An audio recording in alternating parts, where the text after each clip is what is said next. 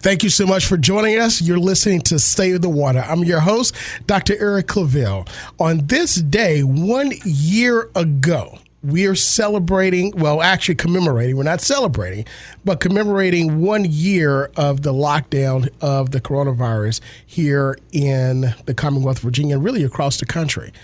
So we want to definitely give our condolences to everyone who's lost a loved one in this 1 year period. We have new leadership in the White House. We have a new rollout of vaccines, and so many things are starting to open back up. But we want to ensure that we remain vigilant, we remain strong, we remain informed, and remain careful as we go back into the operating of our everyday lives. So again, our hearts go out to everyone who's lost a loved one here in the Commonwealth, across the country, and really across the world. And keep in mind, our motto here at Blazing Hot 91 is we will get through this and we'll do it together. Also, I want to give a shout out to our very own DJ Heart Attack, Michael Maison. Happy birthday today. He is celebrating yet another year. So here at Blazing Hot, we're a family, and we want to wish him and his family a phenomenal birthday. I know he's cooking out today in the backyard just with his family. So enjoy, save me a burger or something on the grill.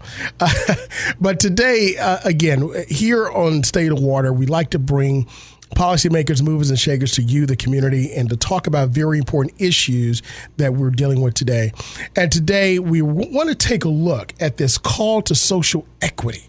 And here in the Commonwealth, you know, our legislators, our community, our corporations, our school systems really have started to answer the call to social justice and equity. And in the area of criminal justice reform, that right now there is legislation for the governor to sign that has abolished the death penalty here in the Commonwealth of Virginia. I mean, that is monumental within itself. And for us to talk about this, we have a phenomenal attorney Jenkins, who is a partner with Bynum and Jenkins, attorneys at law in Alexandria, Virginia. Attorney Jenkins, so good to have you here on State of Water. Oh, I'm so glad to be with you here today, Doc. Again, we're here talking about this very important issue. But before we do, I want you to give a perspective of your area of practice to our community and our audience. Absolutely. Well, for the past 26 or more years, I've been practicing here in the Commonwealth of Virginia. Was admitted to the bar back in October of 1995. Since that time, my primary focus has been criminal defense, representing the poor, indigent in our community.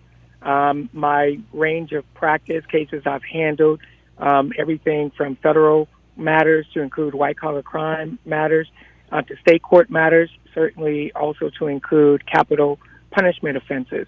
In fact, I've been engaged in capital punishment, death penalty matters for my entire career, ever since I began as a lawyer.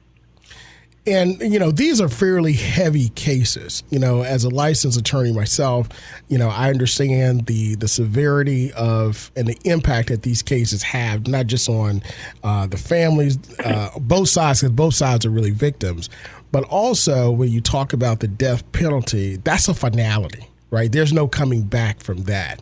What has been your experience in defending these various cases?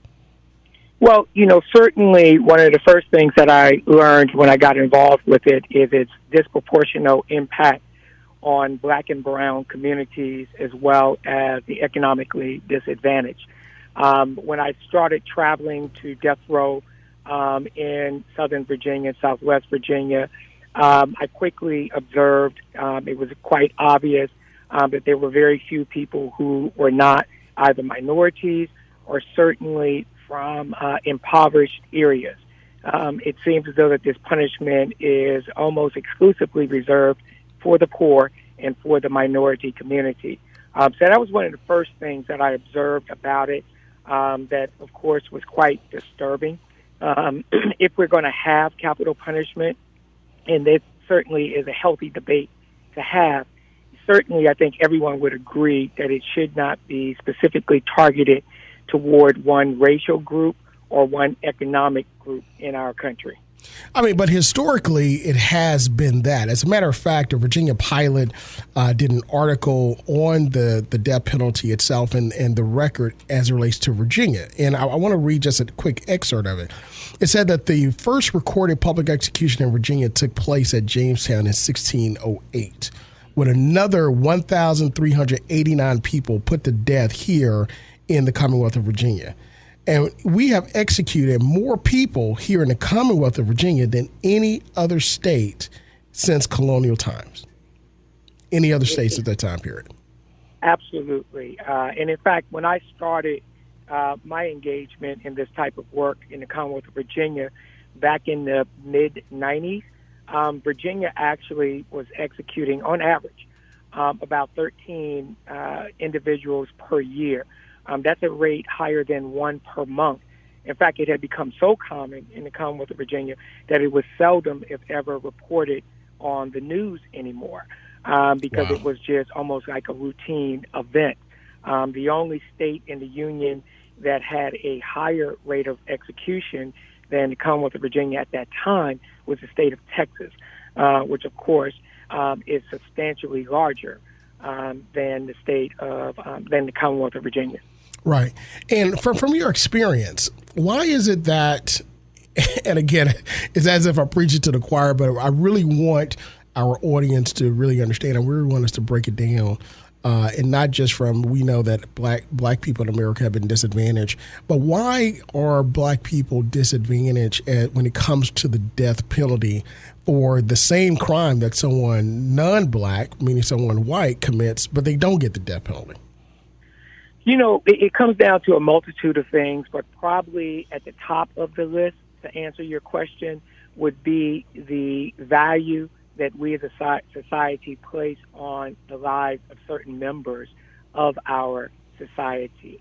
And what I mean by that is statistics show not only are you more likely to receive a death sentence if you are a minority, you are even at a greater probability of receiving such a sentence if the victim of your crime is a white person. Wow. Which indicates that, one, as a whole in American society, we value white lives over all lives, and we discount or devalue the lives of black and brown individuals. If a black person murders a fellow black person in just as heinous of a manner as what he does a white person, he is far less likely to receive the death penalty than if he murders a white person. And statistics clearly support that, not just in the Commonwealth of Virginia, not just in the entire southern region of this country, but every state that has the death penalty, to include the federal government. You know, of course, every bill is going to be controversial. You know, heck, we just passed a COVID-19 relief bill where people really need relief, which was controversial, which I don't understand. But when we talk about the death penalty, we're talking about criminal justice system. We're talking about law and order. You know, of course, that phrase that some people believe are just cloaked in racism and discrimination within itself. You know, what is from your perspective, what is the impact of abolishing? And again, we're not talking about a stay of execution, right? We're talking about taking it off the books, no longer available in any case. What is the impact of abolishing the death penalty here in Virginia? You know, it really is countless. That's a difficult question to answer, but let me take a stab at it. You know, first and foremost, bringing greater equity to the administration of the criminal justice system in this country certainly is one of the benefits we will see. Again, I think it is inherent in our society, this difference of valuation of human lives, which should not be in play. But as long as the death penalty is on the books and juries are called upon to determine who is eligible to receive the death penalty, then you're going to expect that their subjective views about the value of certain lives are going to be at play. So evening the playing field, so that all defendants who are facing, such serious charges as first-degree murder can expect to receive the similar outcome, the same outcome in the event they are found guilty of the offense. And that is certainly significant. But something that is seldom overlooked by those who advocate for capital punishment is the true cost. And I'm talking about the economic cost well beyond any human cost that is associated with it. A lot of people don't realize that the cost for bringing a capital prosecution can be 10, sometimes 20 times the cost of bringing a non-capital murder prosecution. Wow. And we're talking about some serious dollars here. The vast majority of people who are charged with capital murder offenses, again, are poor, cannot often afford to hire their own attorneys. Right. In light of the severity of the punishment that they face, more often than not, the state or the federal government has to pick up the tab for the cost of their defense as well as the prosecution. We all know that because of, again, the severity of the punishment, oftentimes capital punishment matters last years, sometimes decades. Yeah. And at the entire time, there's a cost that we, the taxpayers, are bearing to, try to put that person to death. So those are some of the things that we're going to be able to free ourselves from in the Commonwealth of Virginia. We're going to see some true economic benefits from abolishing the death penalty, and we're also going to see some saving in human resources. Right. And I'm glad you brought up the cost, because a lot of times, studies have shown that it costs less to educate a child properly in any setting than it does to incarcerate them for the course of their lives. And you mentioned the cost itself for not just prosecuting these death penalty cases, but also defending, and then the appellate process that goes through it as well. So you're talking at least, 10 to maybe even sometimes some people have been on death row 20 plus years in some states. Just as a ballpark number, what would be the cost, average cost, to actually prosecute and carry out from beginning to end a death penalty case? I can tell you that just at the trial level, where all of this begins, you're talking about costs associated with law enforcement, the prosecutor's office, Commonwealth of Virginia's attorney's office, as well as the defense. You're talking easily at a minimum in excess of $500,000. Wow. And that's just a garden variety. You get into cases that are more complicated, like when we had the D.C. sniper case. That case was well into the 7 figures, approaching 8 figures, just at the trial level. And we're not even getting into the multiple rounds of appeals that are more often than not associated with any capital litigation. Wow. Yeah, I think all of us remember the D.C. sniper case in that unfortunate case itself, but you're talking over $10 million on the trial level for that. And still, the individuals, we have one who's currently looking at, the appeal case, life in prison, in that type of setting. So, another issue as relates to this particular bill, and anytime we look at, quote unquote, lessening the punishment for people who commit crimes or are convicted of crimes, there's always a pushback, from the police police union groups. And one of the major arguments is that we're being soft on crime. And we've seen statistics, we've seen research that shows that being smart on crime, as opposed to being tough on crime, lock them up and throw away the key, just simply works better than locking them up. What is your take on that particular argument and the other arguments of police unions pushing back on this particular bill? Well, my response would be this. I don't believe that there is empirical data to suggest that capital punishment truly serves as a deterrent for crime. And I know those in the law enforcement community might find that to be hard to accept. to believe. They believe naturally that the harsher the potential punishment is, then it's going to naturally deter individuals from committing such offense. And therefore, to your point, removing something like capital punishment means that we're being softer on crime. But that's just not what the data suggests to us. And that certainly is inconsistent with my own experience. I have been involved up close and personal with men who have been convicted of capital punishment. And I can tell you, in the last 26 years, I've never had one of them to confess to me that prior to committing their crime, they thought about the possibility of receiving the death penalty.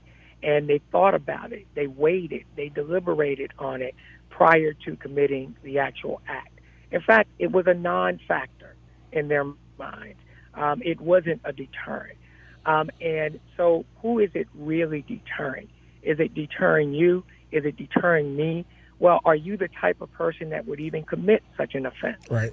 I'd like to think I'm not the type of person that would commit the offense, whether or not life in prison without the possibility of parole or the death penalty was a possible outcome.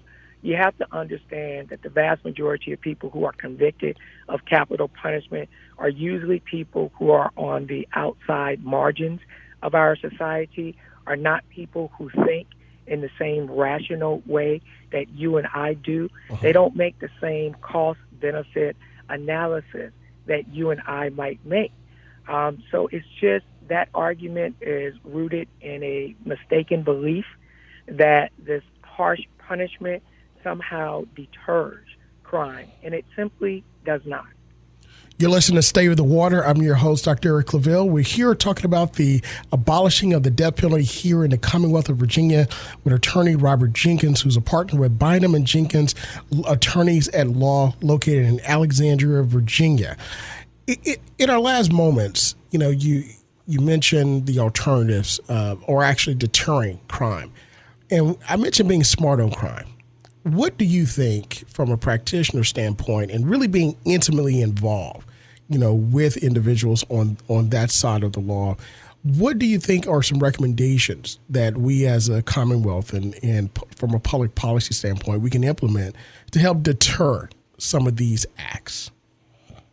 Well, I would tell you, one of the biggest things that any government can do in order to help deter crime is to make sure that we have an aggressive education policy out there. And what I mean by that is oftentimes those who find themselves on the wrong end of the law often don't learn what the maximum punishment they're facing until after they have been arrested. Wow. So they had no opportunity to really take into account whether or not their act was, worthwhile, if you will. I say whether it's in drugs or narcotics offenses or whatnot, we need to do a good job of educating the community that if you're involved in narcotics trafficking on this level, here's the punishment that you face. And I've always been a firm believer that if more of that was done, more effort was paid to that, that some among our society would choose not to get involved with certain criminal acts. To learn about the nuances of the criminal justice system after the handcuffs have been placed on you is the wrong time. Right. It's the wrong time. Absolutely. We've got two people on death row here in the Commonwealth, and ironically, their cases are tied to here in the city of Norfolk. What will happen to those individuals who are currently on death row under this bill? Well, their sentences, as we saw when the United States abolished the death penalty back in the 60s, and of course it came back in the late 70s, their sentences would be commuted to life without the possibility of parole, meaning that these individuals still would not be freed on society, but they would remain confined for the remainder of their natural lives. Wow. So ultimately, for this particular show, we like to find out the impact on Black communities. And What do you believe is the impact of this move of criminal justice reform on the African American community as a whole? I think it's tremendous for the Black and brown communities that we're going to be leveling the playing field, that we're going to eliminate the possibility that someone will be wrongfully convicted and someone will pay the ultimate price as a mistake. And that's something that we all should sleep a little bit more soundly, knowing will be the case moving forward. You know, and in our closing moments, I want our audience to find out where they could find out more about you. I know that over 2.5 decades of experience trying cases as an attorney in the legal system in your full-service law firm. Give our audience a little bit more about the areas in which you practice and where they can find more information about you. Certainly. I invite all of your listeners to visit our website to learn more about our law firm, Bynum and Jenkins Law. We can be found on the web at Bynum and Jenkins Law Office.com. That's Bynum and A-N-D Jenkins Law Office.com, where you'll get a full detailed description of all of our areas of practice. Attorney Jenkins, thank you so much for joining us here on State of the Water and talking about the very important issue of the abolishing of the death penalty and the move that the Commonwealth has made in this criminal justice reform. We believe that this is not the end, so we'll more than likely have you back, and you're welcome anytime. Thank you so much. It was a pleasure to join you, and I look forward to coming back. Sounds great. And we'll be back in just a moment where we'll talk about the equity plan of economic upper mobility in the city of Portsmouth, Virginia with NAACP President James Boyd. We'll see you in just a moment. Blazing Hot 91 celebrates Women's History Month.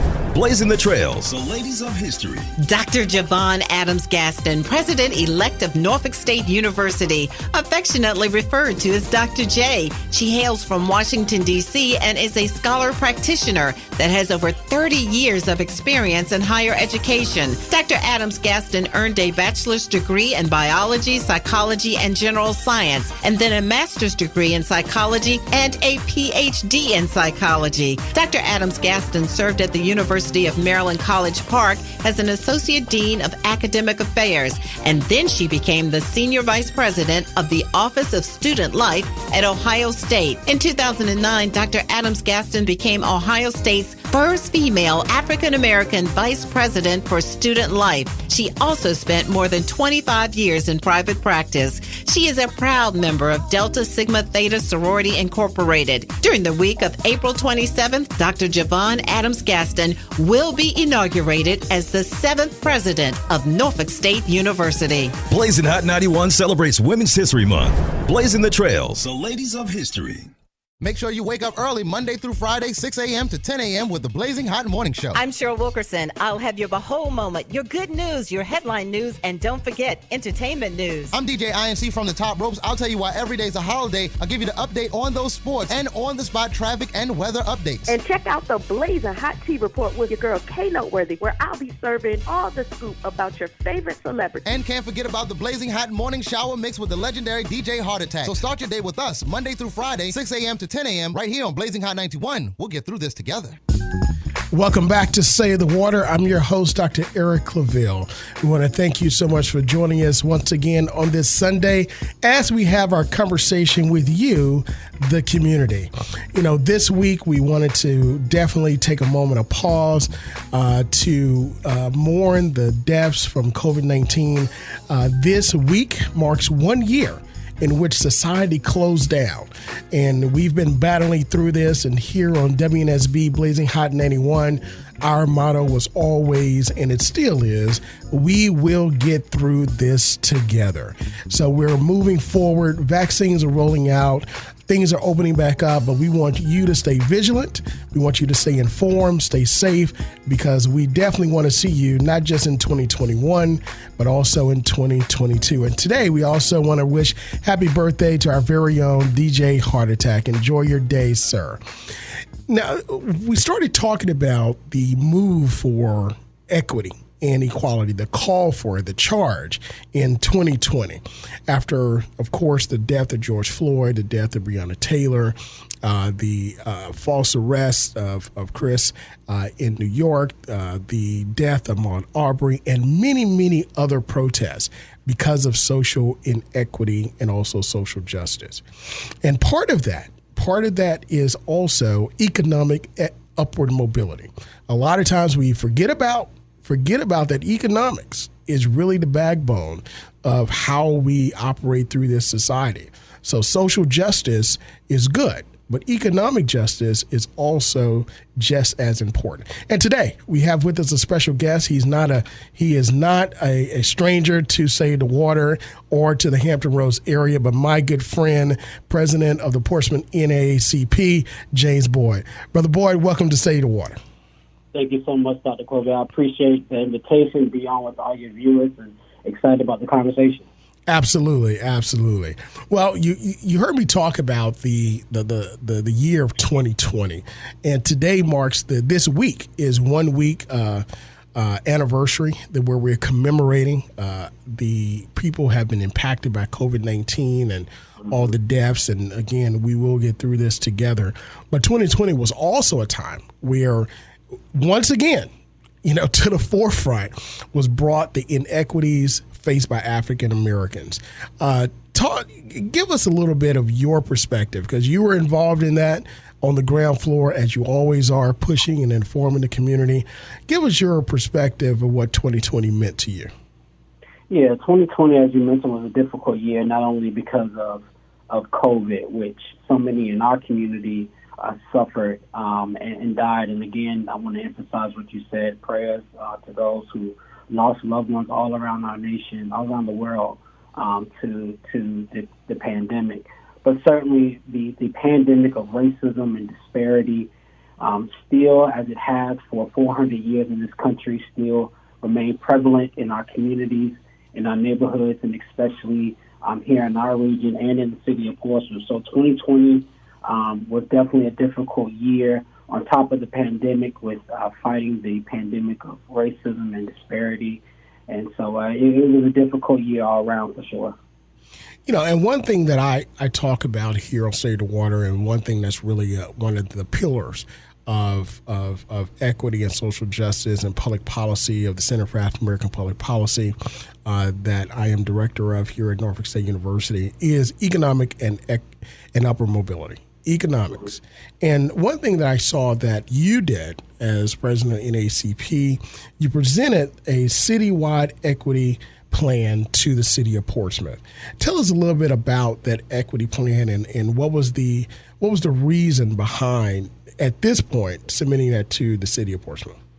Well, I appreciate that, Eric. So what we see, and this certainly is a pattern not only in Portsmouth but around the country, is when we talk about equity, it's always talked about in this abstract way, this kind of fairy tale. We all want equity, but what we wanted to define for council and our leaders in the city is, what does equity mean?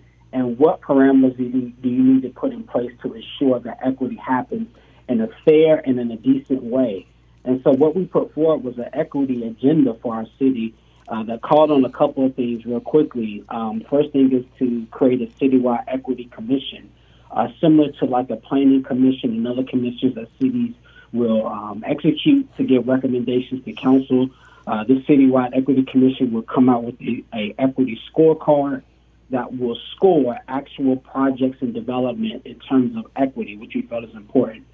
From hiring a chief equity officer to coming up with a new data classification system, for council to produce an annual equity report so that citizens can see what equity looked like in the city for the year. All these things on top of so many more. We wanted to make sure that we operationalize what equity meant. So we're putting forth this equity agenda, and we look forward to having broad support for this agenda in our community. I want to break these down so our listeners can understand the importance of what these points are, because this is really, from my perspective, this is a model that every city can duplicate, as it relates to equity in economics in their area. So, because ultimately, President Boyd, if we don't have the money, If we don't have the jobs, it's good to have social justice, but if you don't have economic upward mobility, then you're simply recreating the cycle of poverty and the problems that come from poverty. That's right. So I want to take a look at this first, and there are 6 points. So creation of the Citywide Equity Commission and the Equity Scorecard. With this scorecard, what do you foresee happening, and how can we use it? Yeah, for sure. As I mentioned, just as any other commission, like a planning commission for a city, will give recommendation to council about an upcoming project. The Equity Commission would do just that similarly. They will score the project in terms of equity, and what that means is the developer from contracts, they'll score it. They'll say, hey, listen, this is getting this particular score in terms of equity. And what that actually does, it actually gives us a record, and then it gives citizens, to be quite frank, the opportunity to see how our leaders are voting in terms of equity. So that scorecard will be a scorecard that the commission will execute, will refer over to council, and that should play heavily into whether or not they move forward on a project or not. So it's an equity scorecard for current and future development projects and suggests policy recommendations to the council.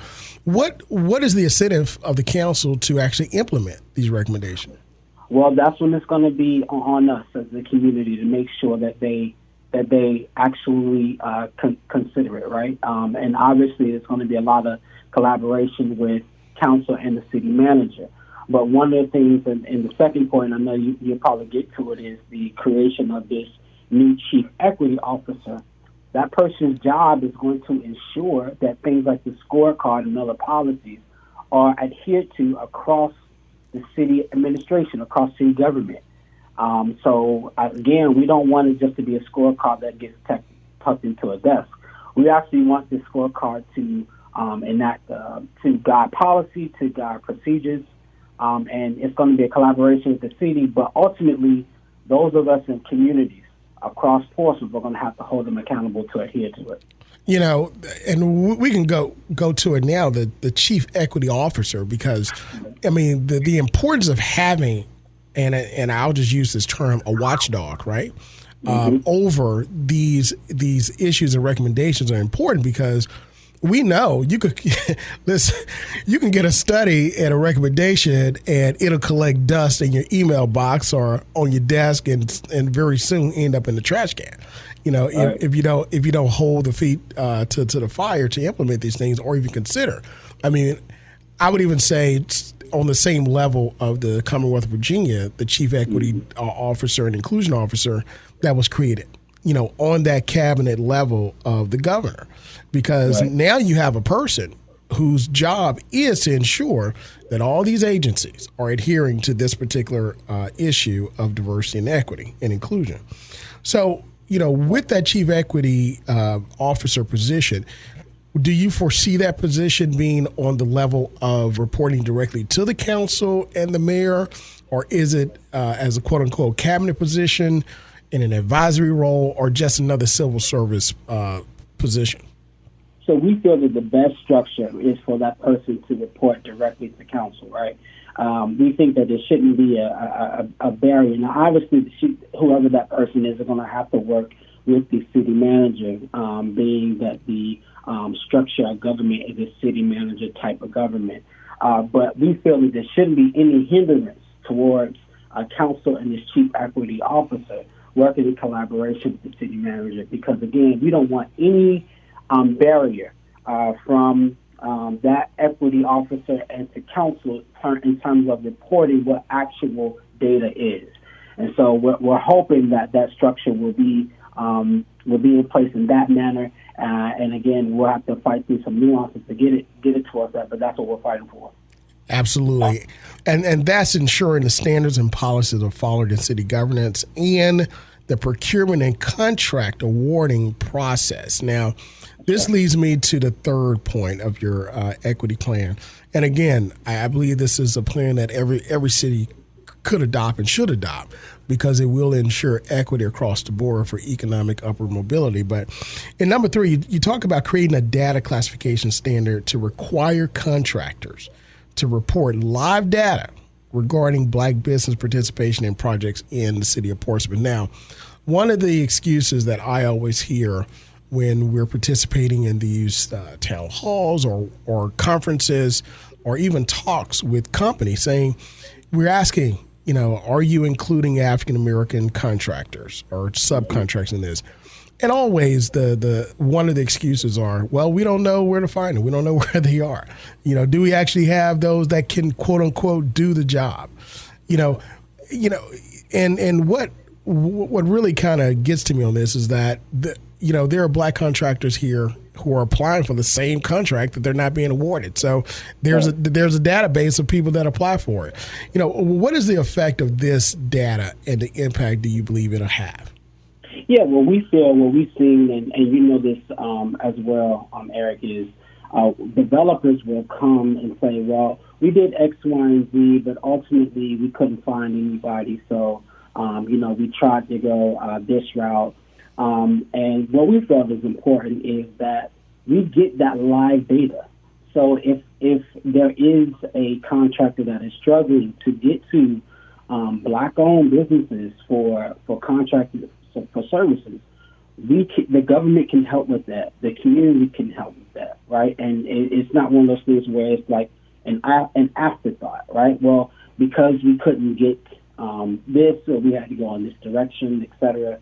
No, we want that data live so that we can hold contractors accountable while the project is going, right? And I think that's important. I mean, it was an example at City Council last month where a contractor came and said, hey, well, we tried, but we couldn't find anybody. And let me dispel this myth right now. Yep. There is, contrary to what people want to put out there, there is not, there are Black contractors out there for services.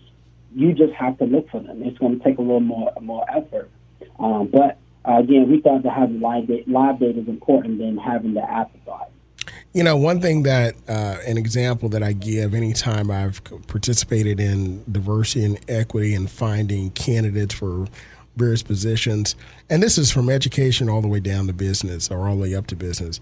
One of the examples I use is all you have to do is go to a D1 school that's majority what we call predominantly white institution with a predominantly Black football team and talk with their recruiters on how they find all these talented Black football players around the country. That's right. I mean, obviously they got a mechanism in place that doesn't fail, right? I mean, so the mechanisms are out there. The question becomes, do you really want to do it? You're listening to WNSB State of the Water here on Blazing Hot 91. Today we're talking with President James Boyd, who's president of the Portsmouth NAACP, regarding their equity plan that's submitted to the city of Portsmouth to ensure economic equity and upward mobility. And we're going through the equity plan that was submitted. Of course, you can find this on the Portsmouth NAACP Facebook page and other information as well.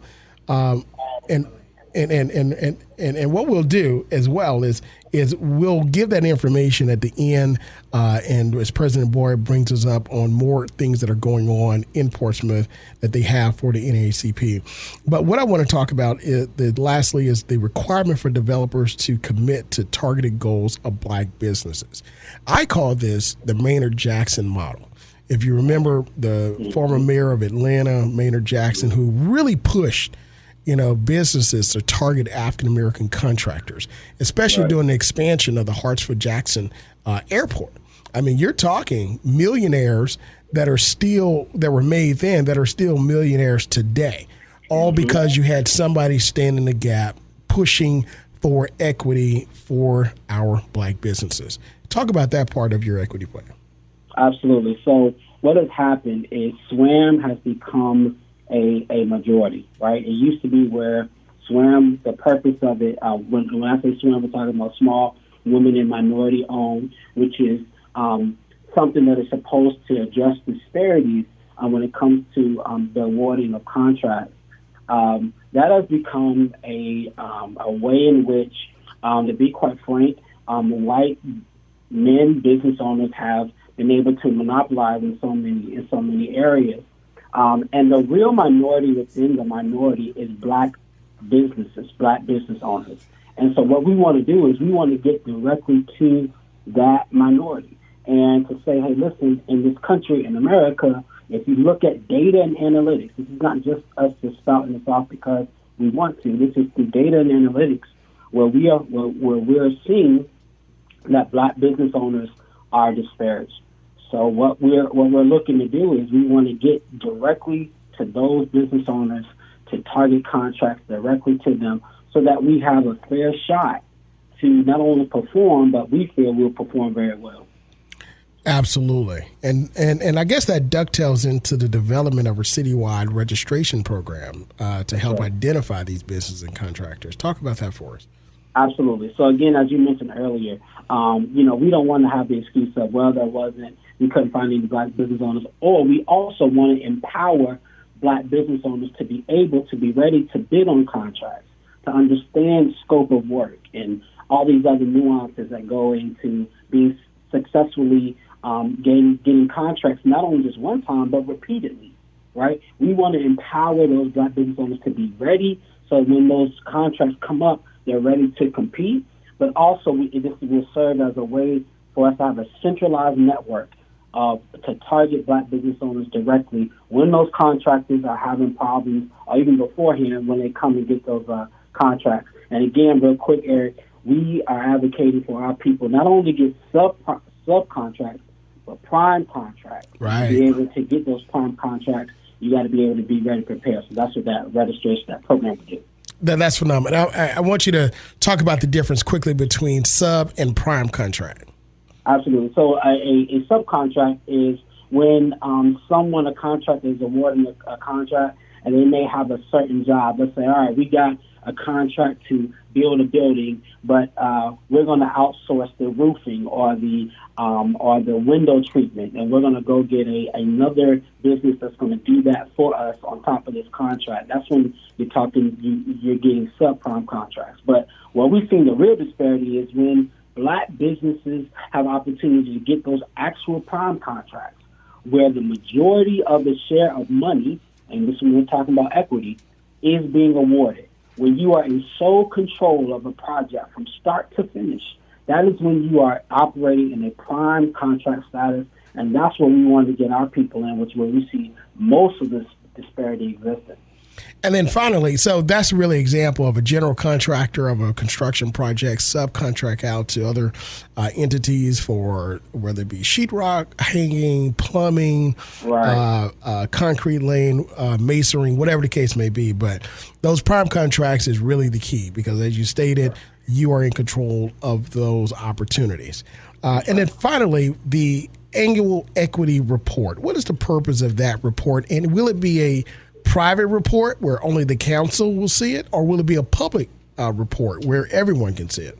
No, it will be the design of it is to be a public report, a transparent report, and an accountability structure for citizens to hold the government accountable to this equity agenda. Because, again, this chief equity officer presents this annual report about where Portsmouth stands. We want our city to be competitive in terms of equity. We see people come into cities who are fair, who are just, who are equitable, and we feel Portsmouth can be a leader in that area. So in order for us to really do that, we got to have transparency and accountability. That report is designed to do that. Absolutely. And of those 6 points, of course, we know this was a plan that was very detailed, given to the council.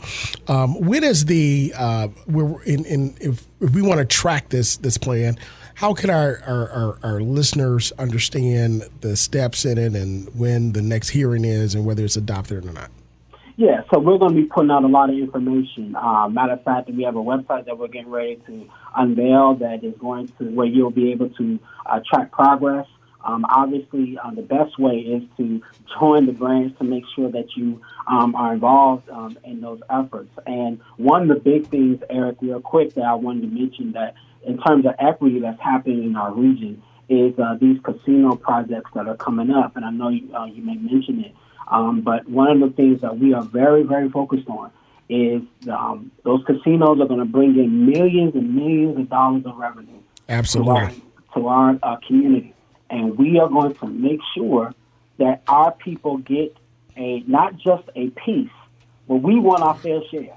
We want our fair share. It's not good enough to say, here's your piece of a pie, and there's a whole pie left on the table. No, we want our equity share. And by the way, the legislation for the casinos was passed based upon disparities in cities that have majority African-American communities. Well, you cannot pass legislation to get casinos off the backs of black numbers. But then when it comes to the revenue and the money, we don't get an equitable share. That's not good enough. We want equity in these casinos, and specifically it's talking about Portsmouth and what the casino there that's coming up. Right. We want our equity in that. You know, you mentioned, I'm glad you mentioned the new push for new business models here in the Commonwealth. Because a lot of times these, and you know just as well as I, and we talk a lot about these issues, and we're in some of the same talks about equity and justice. A lot of these conversations are already had before we get to the table. You know, so to come in before the construction, to come in before contracts are being handed out, the impact of what you're doing is really helping to change the tide, to turn the tide, you know, toward more equitable economic justice toward our communities. That's right. And on that part there, Eric, and us coming in at a certain point, what we're pushing for, so the Portsmouth NAACP, with partners across the country, from students from Georgia Tech, and we're going to be talking to you about students at Norfolk State participating as well. But we are enforcing or executing a cumulative impact study that is going to look at a number of factors in which the casino is going to affect our community, not only from economic, from environmental, from social, from mental. There's data that shows that casinos could potentially build up a lot of mental disparity, a lot of mental challenges for our community. We want to look at the whole of how this casino is going to impact our community, working with these partners, 30 partners, or actually more than 50 partners across the country, from environmental groups to the national and state NAACP. We want to look at these disparities, and we want them addressed. And ultimately, what we're going to be fighting for is a community benefits agreement in which we have guarantees for our community when it comes to the revenue from these casinos and how this casino is being built. So for those that are listening to me in our community and those that are listening from Rush Gaming, I want to be clear that all options are on the table when it comes to us protecting equity in our community. You know, this is beautiful because, you know, this particular plan, if implemented the way that it is recommended, we're just not talking about jobs, but we're talking about generational wealth. That's right. You know, we're talking about not just having security, job security, which is good. We want that, right? I mean, because this plan is part of that. But we're also talking about the opportunity to create business and to create jobs while creating the business for African-American contractors and businesses that have been really, I mean, just pushing for years and years and years, keeping their licenses up, doing a phenomenal jobs, but really not getting the opportunities that they deserve. Just a shot, right? That's right. That's right. And so and on to your point, we have, as I mentioned, we have partnered with organizations from, like I said, Georgia Tech, from Virginia Environmental Justice, from Chesapeake Climate Action, to Mothers Out Front, to Centers for Sustainable Communities, Virginia Green New Deal. All these organizations are coming to the table to make sure this casino deal is equitable. And again, we think that having this low standard of 30% SWAM is not good enough when it comes to Black citizens who have been giving taxpayer money for generations. We want to make sure that our communities, and just real quick, we've seen what Portsmouth has had a challenge in terms of gun violence and other social issues. These dollars can go to invest back into our communities directly so that we can make a better impact from recreation centers, from programming to address violence in our community. We want to make sure that those revenues go to that, and so that's what we're fighting for. Absolutely, absolutely. And look, we have a couple of minutes left. I want you to give us a quick update on what else is going on in Portsmouth, and primarily the initiative that you have through the NAACP. Absolutely. So there's so many things that's going on in Portsmouth. Obviously, there's been a whole lot in terms of the city manager position that's ongoing. And there's so much in terms of, we say, economics. Obviously, the casino project is huge, and we want to make sure that we're on that front. But there's so many things in terms of environmental justice when it comes to pollutants in our communities that we're fighting, trying to fight against the shipyard from putting in these toxins in our air that's violating the air quality, from education. Obviously, the schools are getting ready to reopen, so we're looking at disparities with that. You name it. We are looking at all aspects of how our people are being impacted in the actions of city leaders, so that we make sure that our voices are heard. So, again, this week you'll be hearing from us directly about it. Sounds good. Yeah, so we look forward to more conversations. President Boyd, thank you so much. You can find out more about what they're doing at the Portsmouth NAACP Facebook page. We'll have you back. Once again, we'd like to thank all our listeners for joining us this Sunday on Say the Water. And again, we want to give a shout out to our DJ Heart Attack for his birthday today. Enjoy your day. And a shout out to the Norfolk State University men's basketball team, who are MEAC champions. That's right. They're going to represent the university, the green and gold, the Spartan Nation, behold, in the NCAA tournament. And again, our hats goes off to the women basketball team as well. And join us next Sunday at 1 o'clock at Stay in the Water. I'm your host, Dr. Eric Claville.